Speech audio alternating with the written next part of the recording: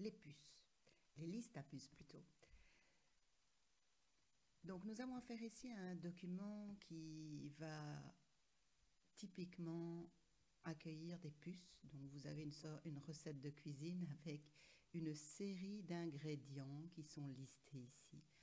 Or, j'aimerais mettre cette liste un peu plus en évidence et la ponctuer d'une puce. Alors la puce, vous avez ça dans le groupe paragraphe. Le premier bouton là, c'est ce qu'on appelle une liste à puces. Alors, comme c'est une mise en forme de paragraphe, comme les alignements, comme les retraits, qu'est-ce qu'on a vu d'autre, comme les taquets de tabulation, il va vous falloir donc d'abord sélectionner le bloc sur lequel vous voulez attribuer la puce. Donc, si vous ne sélectionnez rien, comme toute mise en forme de paragraphe, ce ne sera valable que pour le paragraphe sur lequel vous êtes. Donc ici, j'ai envie de mettre une puce sur l'ensemble de mes ingrédients. Je vais donc les sélectionner et ici, je vais tout simplement enfoncer le bouton puce et ça y est, c'est fait. Alors, il se passe plein de choses en fait quand on met la puce. Donc d'abord, il y a une puce, effectivement, un symbole qui s'installe, qui est ici par défaut une petite boule noire. On a vu aussi que les espaces entre les paragraphes avaient disparu. Et on voit qu'il y a cette petite flèche qui est en fait un caractère non imprimable. Donc si j'enlève le pi, elle disparaît. Une petite flèche qui représente le fait qu'il y a un retrait qui s'est installé aussi entre la puce et le texte. Alors, tout d'abord, question puce. La puce, c'est un caractère, comme n'importe quelle lettre. Ça veut dire que vous pouvez changer son aspect, sa taille, sa couleur. Donc, vous pouvez aller dans le groupe police et aller sélectionner une série d'attributs. Pour effectuer ces attributs uniquement sur la puce, vous allez sélectionner uniquement la liste de puces. Et ce, en vous plaçant à côté de la première puce et vous cliquez. Et voyez bien que ce ne sont que les puces qui sont sélectionnées et pas le texte adjacent.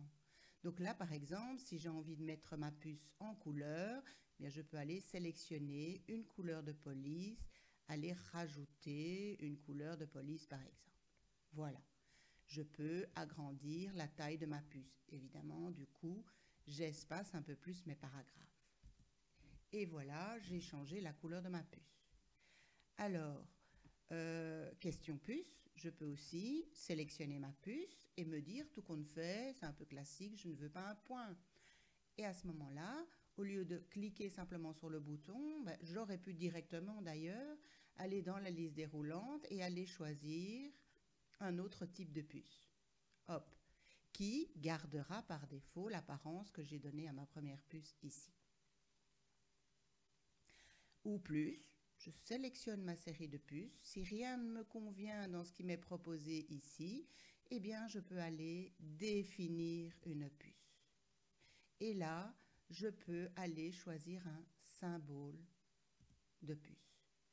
Alors ici, je vais par défaut dans une police qui s'appelle Windings. Je suis tout en bas de cette police parce que le symbole que j'ai choisi fait partie de cette police Windings. Alors je peux remonter tout en haut de la liste et vous voyez que vous avez une série de symboles que vous pouvez mettre comme puce. Alors vous aurez ça dans la police Windings et si vous regardez un peu plus loin, vous avez aussi Windings 2 qui comporte aussi une série de symboles pouvant servir de puce. Windings 3, idem. Ce sont des symboles qui peuvent servir de puce. Et vous avez aussi une police qui s'appelle Webdings, qui contient une série de symboles qui peuvent ponctuer en illustrant à la fois votre texte. Par exemple, dans la série Webdings, je devrais trouver quelque chose qui ponctue un peu mieux ma recette de cuisine, mais par exemple une assiette ici, ok, et voilà, j'ai ponctué cette liste. Ça, c'est pour la puce. Vous mettez ce que vous voulez, comme vous voulez, vous arrangez la taille, encore une fois, pardon, de la puce. Je sélectionne mes puces, je peux la faire un peu plus petite, et voilà. Alors, par rapport au retrait, si vous regardez, quand je sélectionne le bloc d'ingrédients, je vois bien sur ma règle, alors je vous invite à revoir les notions sur les retraits dans la capsule retrait, je vois ici que j'ai effectivement un retrait négatif de première ligne. Hein, le paragraphe est en recul par rapport à la première ligne qui est en avant. Bon, ici, je n'ai qu'une ligne, donc forcément, je ne vois que cette ligne. D'accord? Ça veut dire que si je veux éloigner le texte de la puce, ben, je peux prendre ce retrait négatif et aller éloigner le texte de ma puce. Si je veux, par exemple, le rapprocher, ben, je reprends, je rapproche. Si par contre, je veux que tout mon paragraphe s'éloigne ou se rapproche de la marge, je vais prendre le petit rectangle du dessous, le retrait gauche, et je peux aller déplacer l'ensemble de mon bloc. On voit que mon retrait reste identique. Voilà pour les simples puces.